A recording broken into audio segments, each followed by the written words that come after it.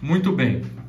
Segundo verbo que a gente vai extrair e meditar juntos do texto de Mateus 28, que é a grande comissão, onde Jesus nos mandou fazer discípulos. O segundo verbo é fazer. Então, gente, por que Jesus disse fazer?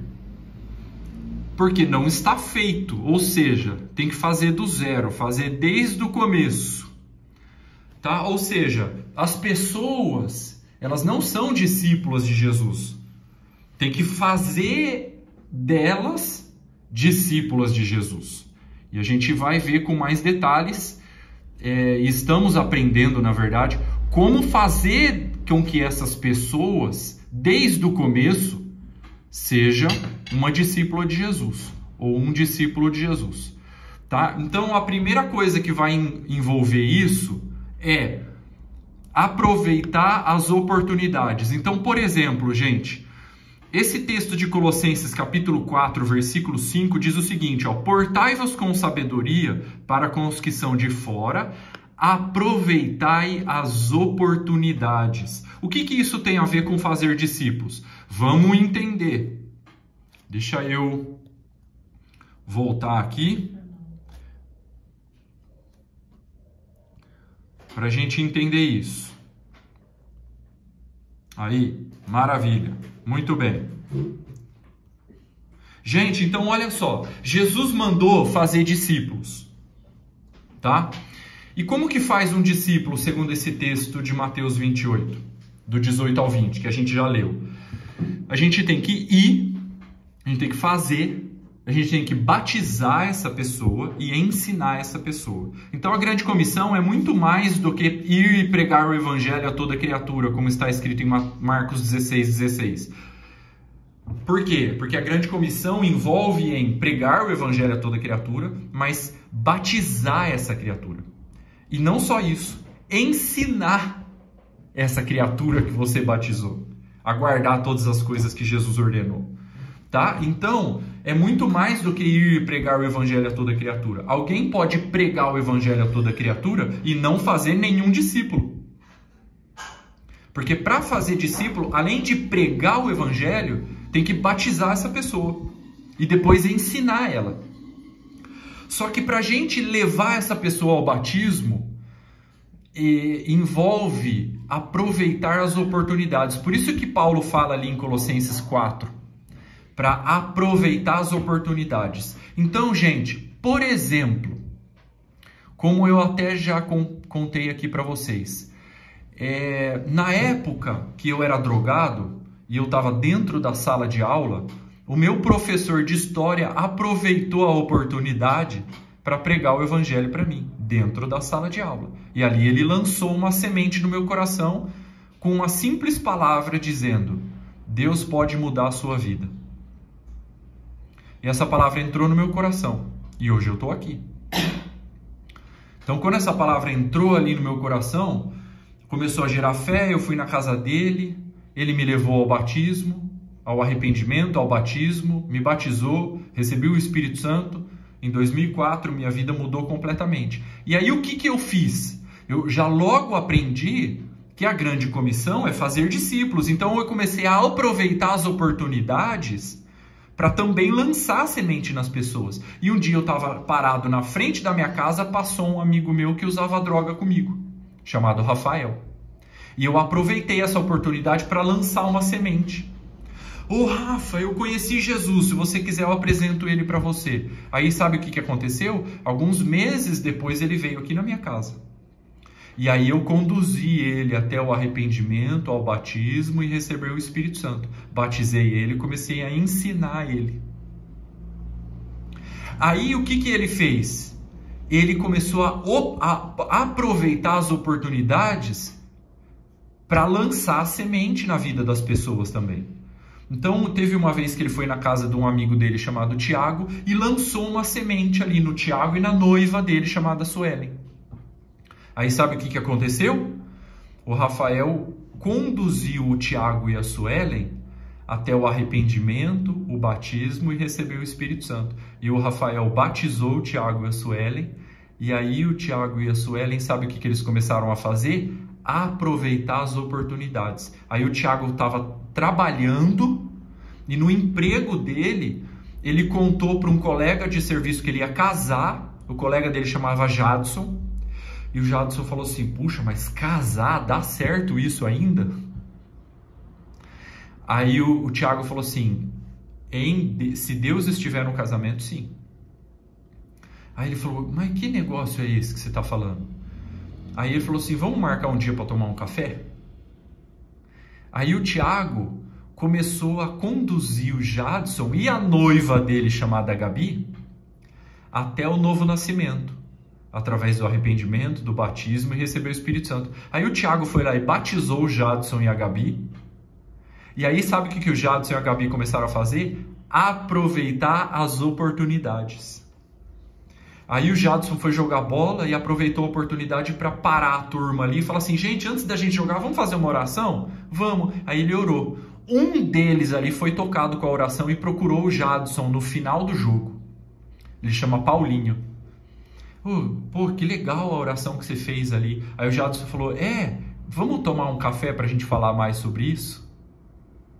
Aí ele aproveitou a oportunidade. Aí o Jadson foi lá e começou a conduzir o Paulinho até o novo nascimento, através do arrependimento, batismo e recebeu o Espírito Santo. O Paulinho se arrependeu, o Jadson foi lá e batizou o Paulinho, e aí o Paulinho também, eles batizaram também a noiva do Paulinho, chamada Pamela.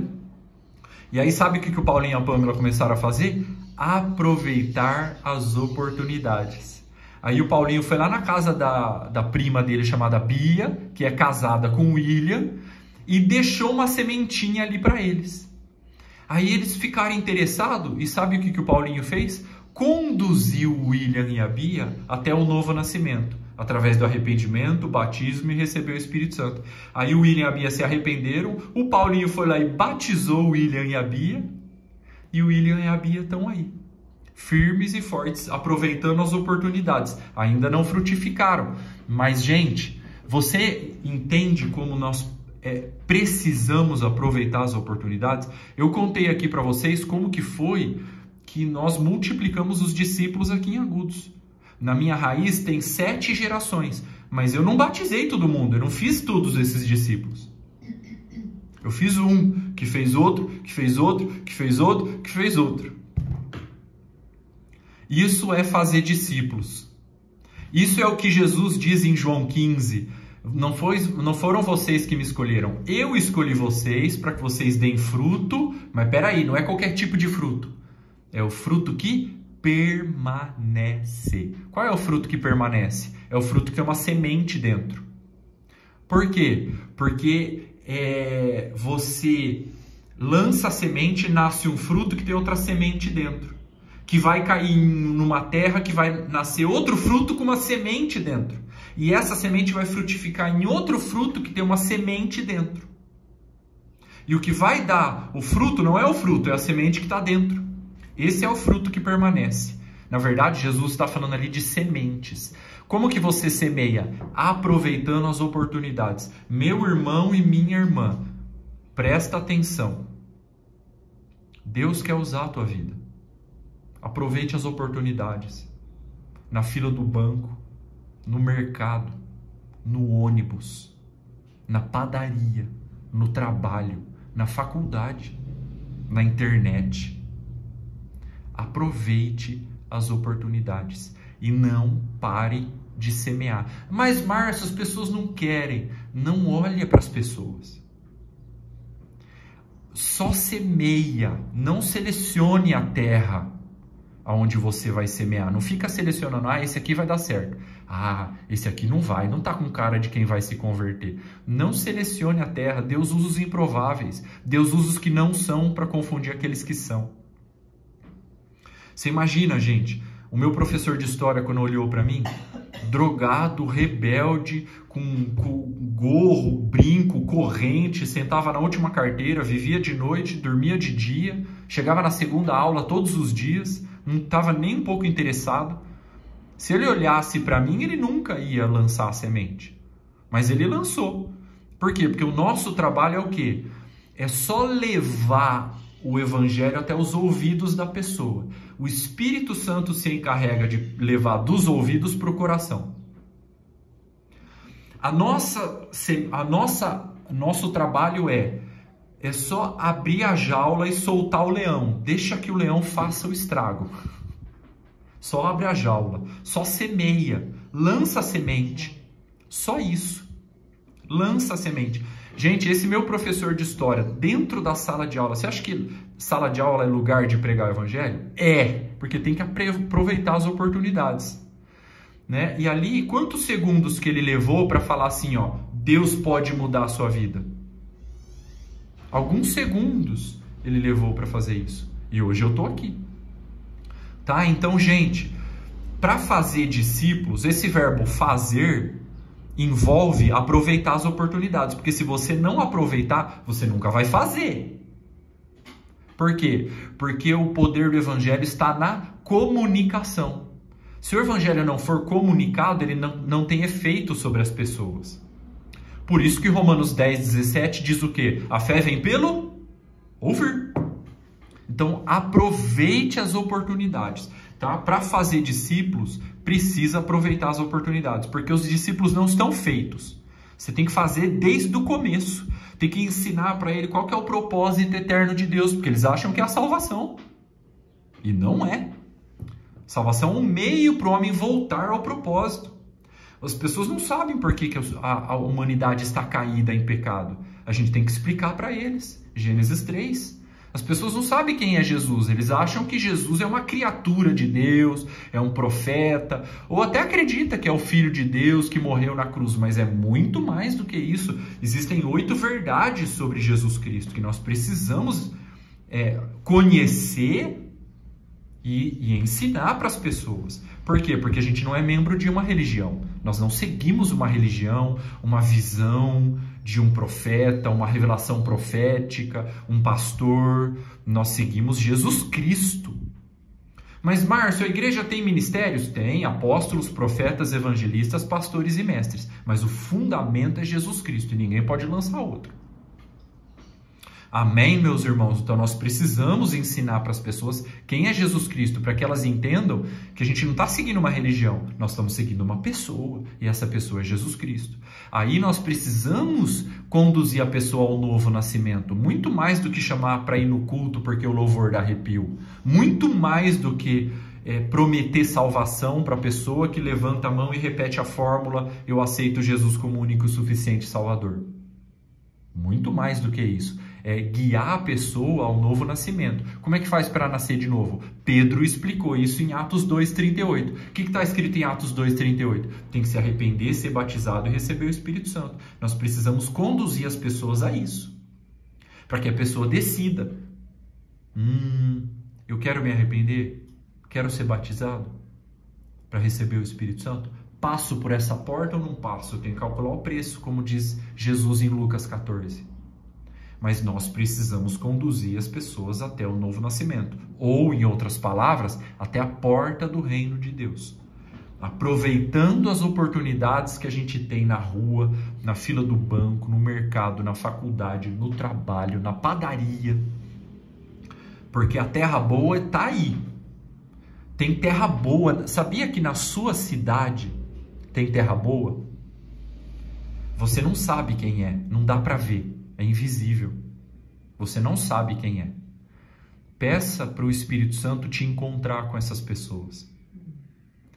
E aproveita para semear em todas as oportunidades. Se não tiver oportunidade, cria uma oportunidade e semeia a semente. Você está ali na padaria, você fala assim, bom dia. A pessoa fala assim para você, bom dia. Aí você, puxa, ela não deu nenhuma oportunidade, né? Eu vou criar uma oportunidade aqui, então. Já que você me disse bom dia, você sabia que um bom dia é só para aqueles que estão em Cristo, que fazem um bom dia? O que é que você está falando? É porque Jesus ama a sua vida e tem um propósito para você. Por isso que ele morreu pelos nossos pecados na cruz. Quer saber mais sobre isso? Vamos tomar um café? Cria, meu irmão, a oportunidade. mas aproveite todas elas, porque a terra boa tá aí. Tá aí. Se você perde uma oportunidade, é justamente aquela terra boa que estava ali e você perdeu. Amém, meus irmãos? Deixa eu ler as mensagens aqui. Quem puder, tiver oportunidade, assista o filme Até o Último Homem. É uma lição de evangelismo e oportunidade. Ah, acho que é aquele médico lá, não é? Não. Não é? Ah, não, aquele soldado que salvava na guerra. Eu não assisti, mas é isso aí mesmo. Todo mundo fala, esse filme é muito bom mesmo, todo mundo fala. Márcio é heptavô, 7 gerações. É isso aí, é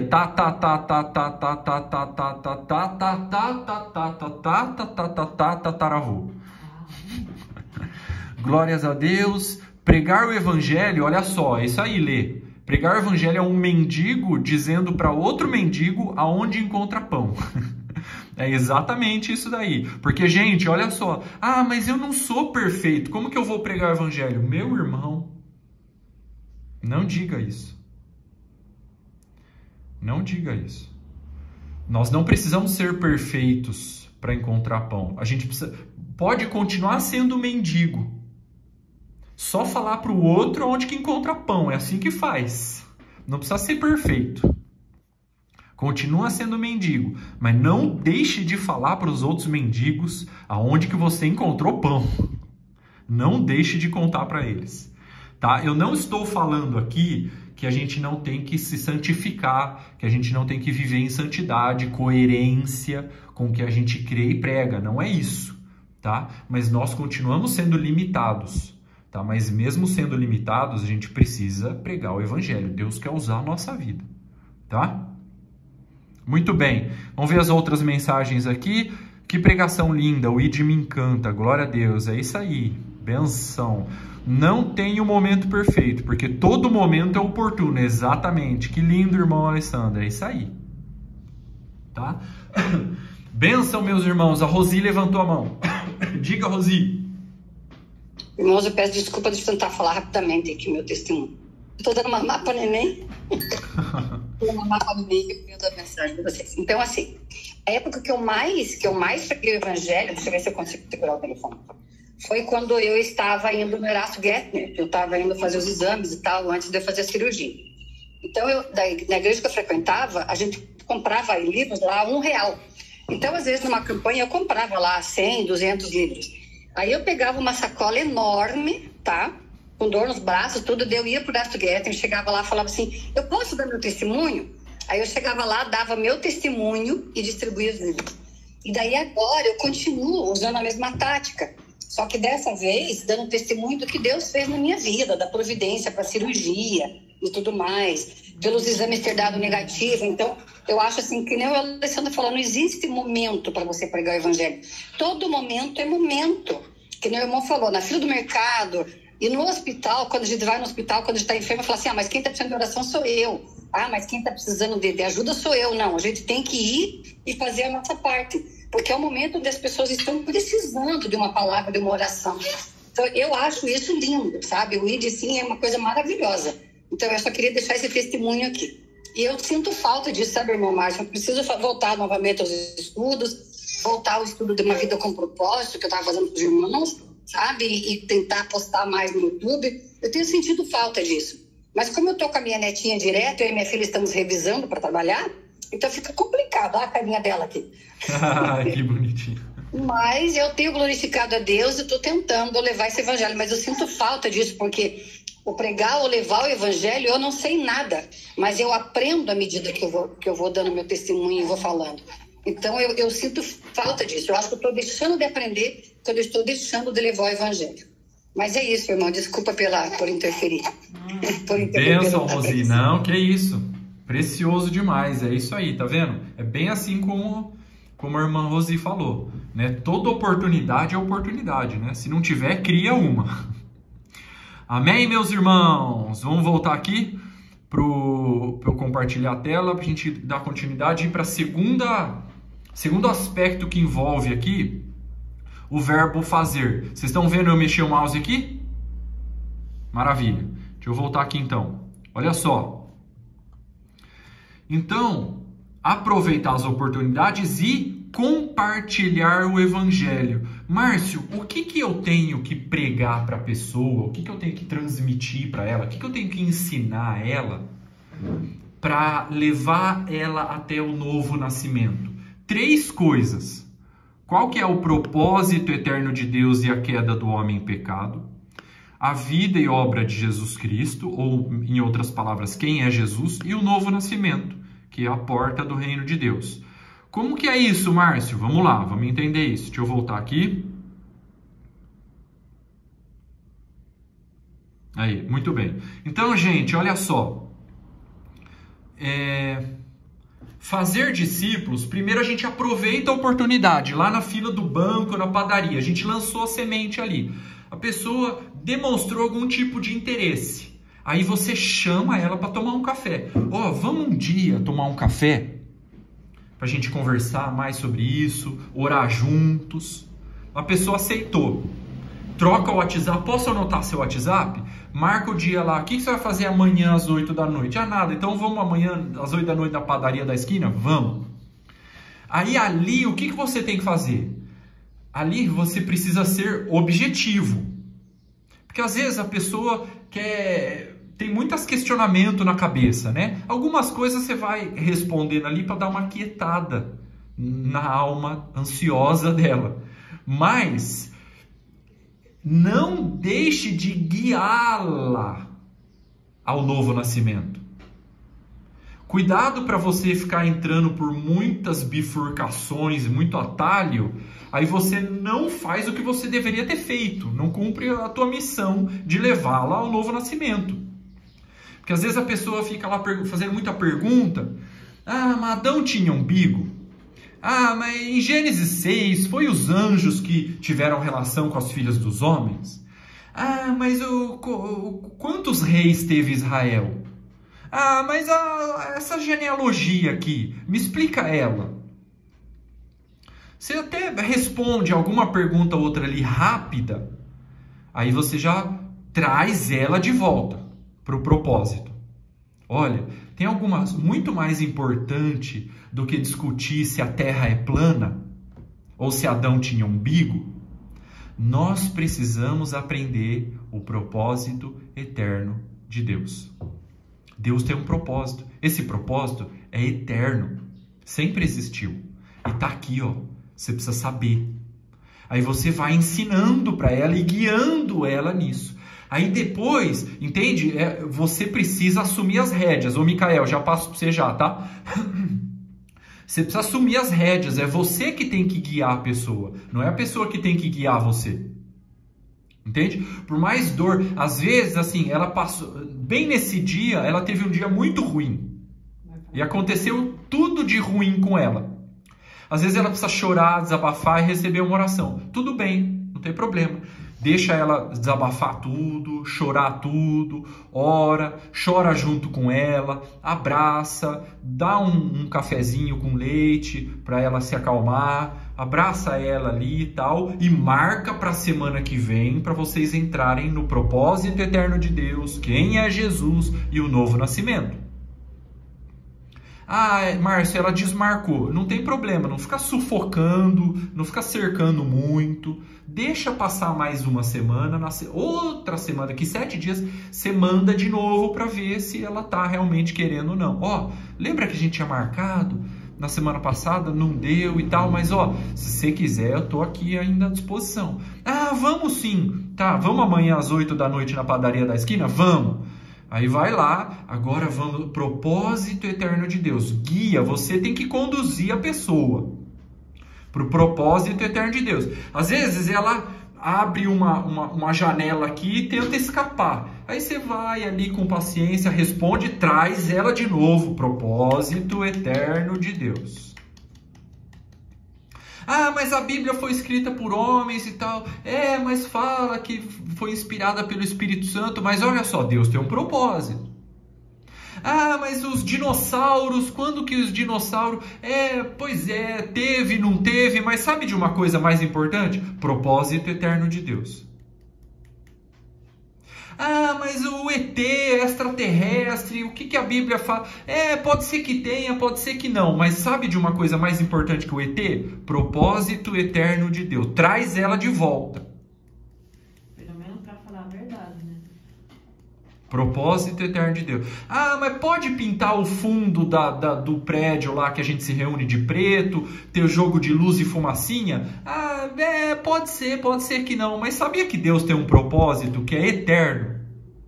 Com fumacinha ou sem fumacinha, o propósito de Deus é eterno. Mas, amor, também importante aqui também, a amizade, o amor da pessoa, a gente vai construindo juntos, entregar o tempo também, porque para a pessoa também, às vezes, né? Ó, a Melissa tá falando aqui. Não consegue ganhar assim, você vai falar, mas aí não dá, porque a pessoa precisa de um...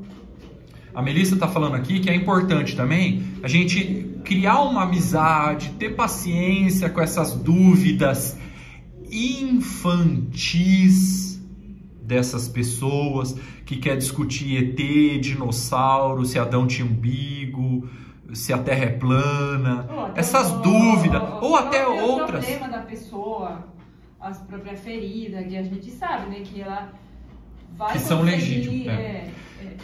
Né? Por exemplo, ou até alguns problemas, algumas dores reais e legítimas dessa pessoa, que às vezes você interrompe ali, para você dar um pouco para ela de consolo, de medicamento, de oração, de abraço, de amor, de atenção, de ouvidos, né? E aí, com tudo isso daí, você também vai aos poucos criando essa amizade e guiando ela aos poucos aquilo que é indispensável. Qual é o propósito eterno de Deus, quem é Jesus e o novo nascimento. Porque para você fazer discípulo, meu irmão, você vai ter que compartilhar para ela qual é o propósito eterno de Deus, por que o homem caiu em pecado, por que ela está em pecado. Se ela está caída em pecado ou não, você precisa perguntar para ela reconhecer. Em algum momento você precisa perguntar, o homem caiu em pecado, tá vendo aqui Gênesis 3? Então, agora eu te pergunto, e você? Você está caindo em pecado ou você já foi restaurado? Ela precisa reconhecer, ela precisa responder essa pergunta. Aí você fala, quem é Jesus? Você sabe quem é Jesus? Jesus é esse aqui. Aí, quando Jesus fez tudo isso, ele abriu uma porta para você passar. Para você passar por essa porta, você tem que se arrepender, você tem que ser batizado, você tem que receber o Espírito Santo. Você já passou pela porta? Você quer passar pela porta? Ela precisa tomar essa decisão.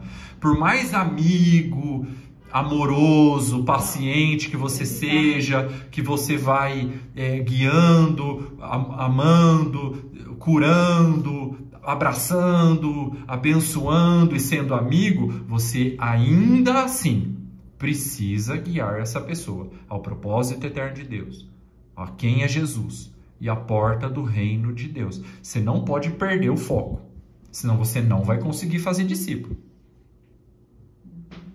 Entende? A pessoa só vai lá usar você para responder se Adão tinha umbigo ou não e vai sair fora.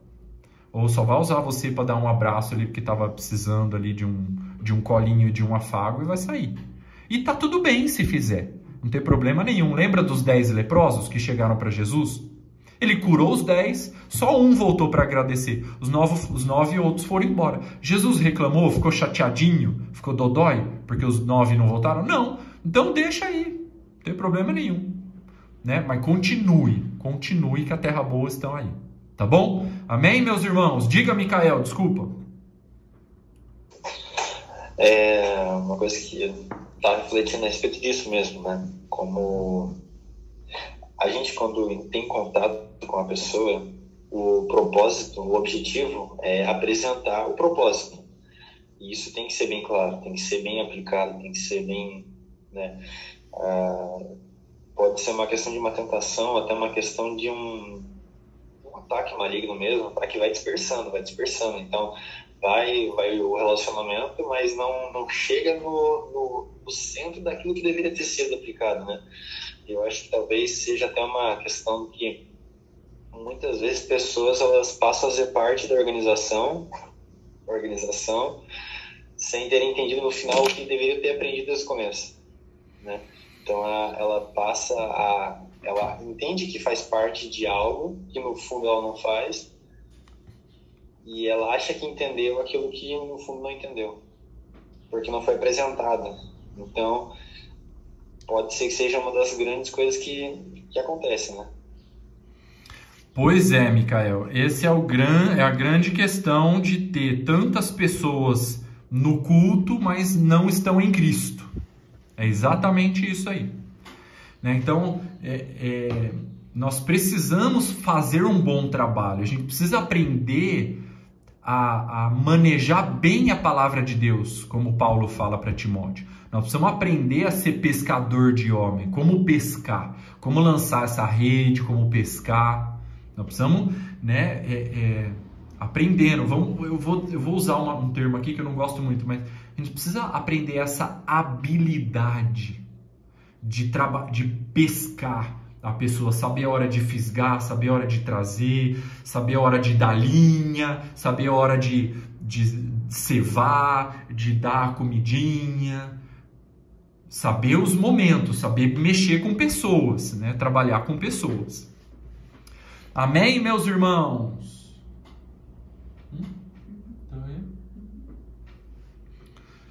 Muito bem. Vamos para o próximo verbo para a gente avançar mais um pouquinho?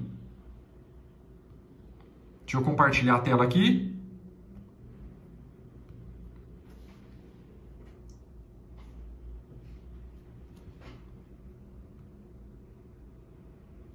Muito bem. Vocês estão vendo eu mexer o mouse aqui?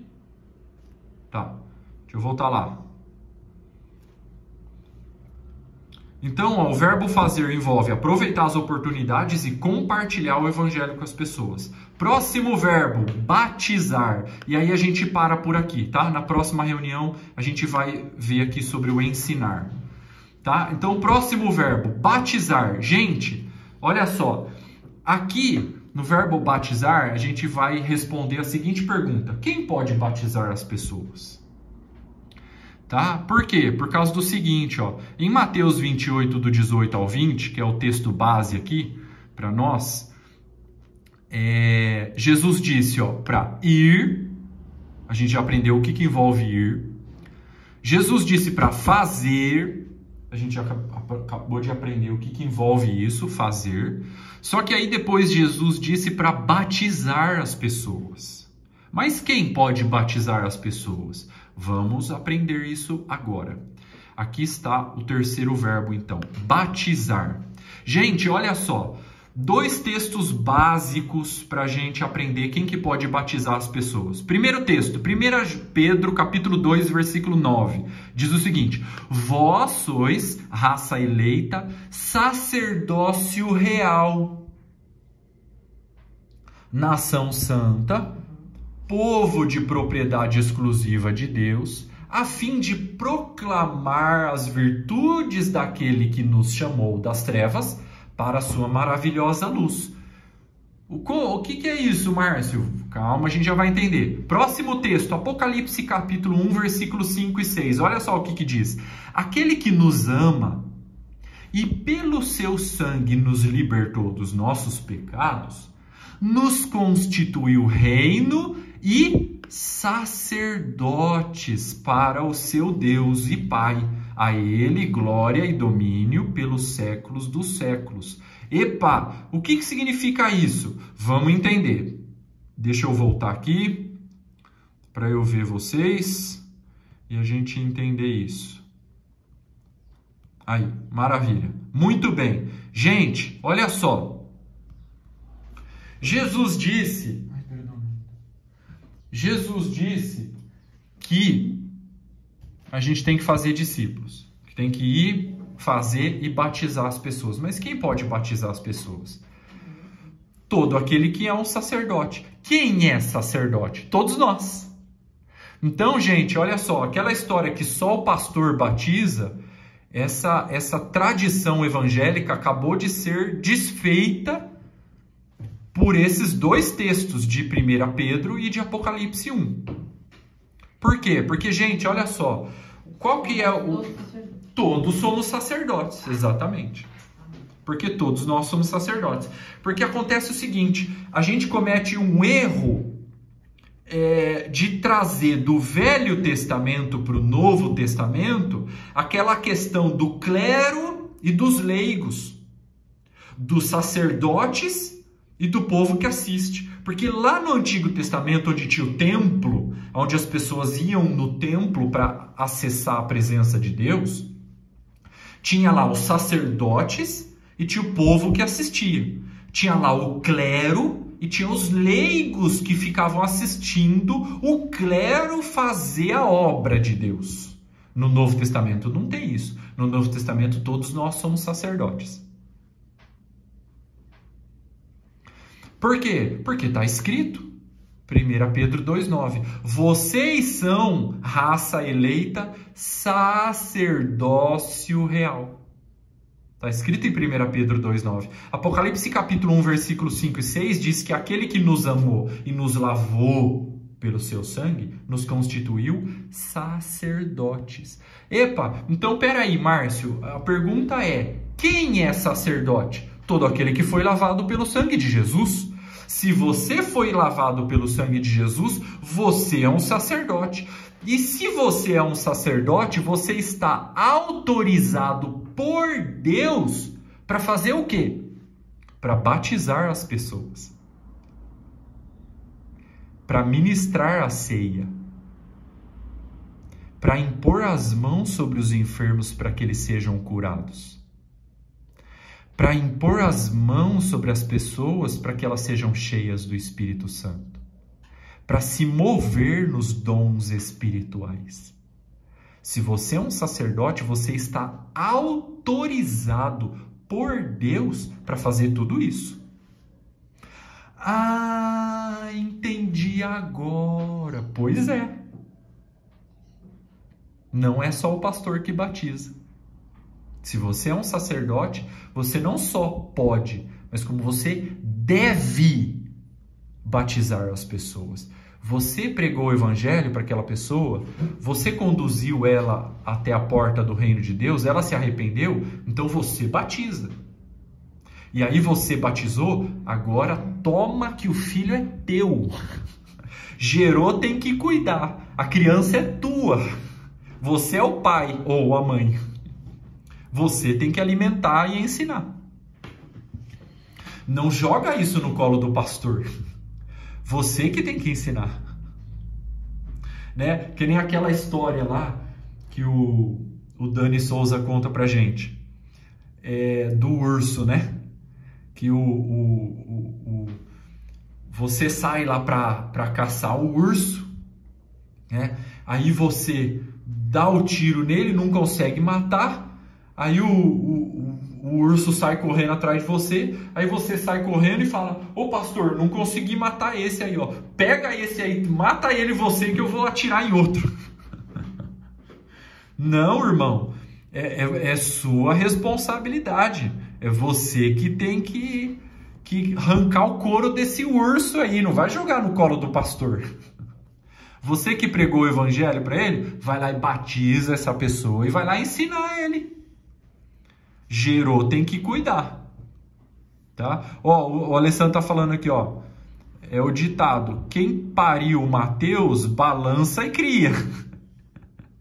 Exatamente, é você que pariu, balança e cria, o filho é teu, tá? Não terceiriza isso aí pro pastor, tá? Então, meus irmãos, isso é fazer discípulos, envolve pregar, ir, fazer e batizar, tá?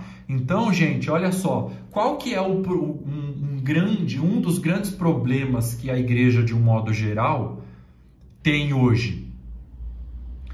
É o seguinte, ó, eu comparo a um jogo de futebol.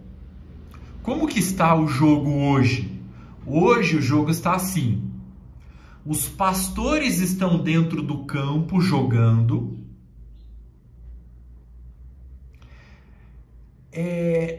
Os discípulos estão na arquibancada assistindo os pastores fazer a obra.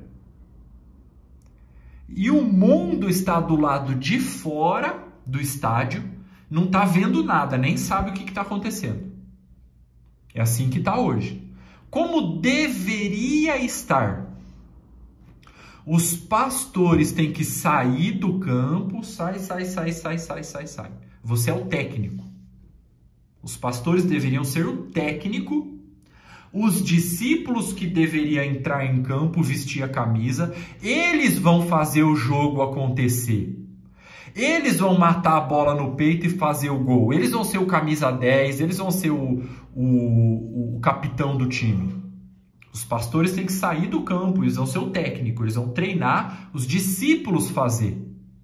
E o mundo tem que estar na arquibancada assistindo a manifestação dos filhos de Deus em campo. Por isso que a Bíblia fala em Romanos que o mundo aguarda ansiosamente a manifestação dos filhos de Deus. Mas por que o mundo não está se convertendo? Porque está aguardando a manifestação dos filhos de Deus. Por que o mundo está aguardando a manifestação dos filhos de Deus? Porque os pastores não deixam os discípulos fazer a obra. Eles centralizam tudo neles. Eles pregam, eles ministram a ceia, eles batizam, eles ensinam, eles têm os dons. Está tudo centralizado no colo deles. Não, senhor, isso está errado. Isso está errado. Mas, Márcio, como é que é isso? Irmão. Pois é. Olha só quem está falando. Um pastor. Eu sou pastor aqui em Agudos. Isso é verdade. Mas... assim. Aí ela está falando Eu já vou ler as mensagens, já vou ler todas. Falando que... Né? Eu sou pastor e eu sofro a tentação que todo pastor sofre de ser centralizador. Não, senhor. Eu preciso resistir firme a essa tentação de que só eu posso batizar, só eu ministro a ceia, só eu prego, só eu ensino, só eu expulso o demônio, só eu me movo nos dons. Eu sou a grande estrela desse show. Não, senhor. Eu já entendi que eu, como pastor, como fala em Efésios 4:12, eu tenho que retordenar os santos para que os santos desempenhem o seu serviço, para que a igreja seja edificada. Então, eu estou saindo para trás da linha. Eu não sou o camisa 10, eu sou o técnico. Eu quero encontrar os camisa 10 para treinar eles, para eles fazerem discípulos. E isso não significa que eu também não vou mais fazer nenhum discípulo. Não. Eu sou pastor e tenho que fazer discípulo também. Não é jogar tudo no colo das ovelhas e eu fico deitado em berço esplêndido, só dando ordem. Não. Eu também tenho que fazer a obra. Ah, mas Márcio, eu tenho o dom de ministrar louvor. Meu dom não é fazer discípulo. Não, senhor. Você vai ministrar louvor e vai fazer discípulos também. E eu estou falando alguém que ministra louvor aqui, em Agudos. Então, eu não posso me esconder atrás do dom de ministrar louvor. Então, eu vou ministrar louvor, vou ser pastor e vou fazer discípulo, fazer os 3. Mas fazer discípulos é para todos. Fazer discípulos é a grande comissão para toda a igreja. Se alguns foram chamados para ser pastor, se alguns foram chamados para ser ministro de louvor, esse alguns vai ser pastor, vai ser ministro de louvor, mas não pode deixar de fazer discípulos. Amém, meus irmãos? Então a gente não pode trazer do Velho Testamento essa que era uma tradição do Velho Testamento judaica, do clero e dos leigos. Não, no Novo Testamento Jesus fez uma nova raça, uma raça de sacerdotes, onde todos aqueles que são lavados pelo sangue de Jesus é um sacerdote, e por isso está autorizado por Deus para batizar, ensinar, fazer discípulos, ministrar a ceia, se mover nos dons, expulsar demônios, impor as mãos sobre os enfermos para que eles sejam curados e impor as mãos para que as pessoas sejam cheias do Espírito Santo. Amém, meus irmãos? Muito bem, glória a Deus. Deixa eu ver as mensagens aqui.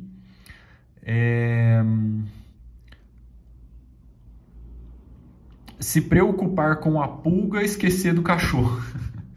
Exatamente, Rafa, né? A gente fica se preocupando aí com uma pulga pequena ali que está incomodando, realmente tá, mas o cachorro é mais importante, tá? Micael, interessante que o próprio Paulo em 1 Coríntios 1 não parece centralizar o batismo nele como líder. Ele afirma: dou graças por não ter batizado nenhum de vocês, exceto Crispo e Gaio. Exatamente, tá vendo só? Olha aí. Com isso aí a gente aprende, com essa postura de Paulo a gente aprende mesmo isso daí. Né? Você vê que ele não centralizava ali nele. Né? Distribui o serviço, ensina a todos os discípulos a grande comissão para que eles também, junto com você, façam discípulos. Exatamente. Nós fomos acostumados a pensar que somente o pastor é responsável. Pois é, e muitos pastores não deixam e acabam ficando sobrecarregados. Exatamente, o pastor não pendura chuteira. Exatamente. Você vê só, aí a gente entende, né? Por que tem tanto pastor aí se matando, tirando a própria vida? Porque ele centraliza tudo neles, é um tiro no próprio pé que eles estão dando. Eles estão cavando a própria sepultura, porque eles querem ser a estrela da obra, quer fazer tudo, e ainda por cima não são pastoreados por ninguém, né? É o que eu chamo de filhos do sistema. O que é um filho do sistema? Um pastor órfão. Ele tenta pastorear todo mundo do púlpito, que do púlpito você não pastoreia ninguém, você pregar uma coisa, pastorear é outra. Ele tenta pastorear todo mundo do púlpito, mas ele mesmo não é pastoreado por ninguém. Isso é um perigo para ele, para a saúde dele, para a família dele, para a congregação dele. É um filho do sistema. Um pastor órfão. Não. Mas, Márcio, você é pastor? Eu sou. Mas você é um pastor órfão? Não. Eu nunca deixo de ser ovelha.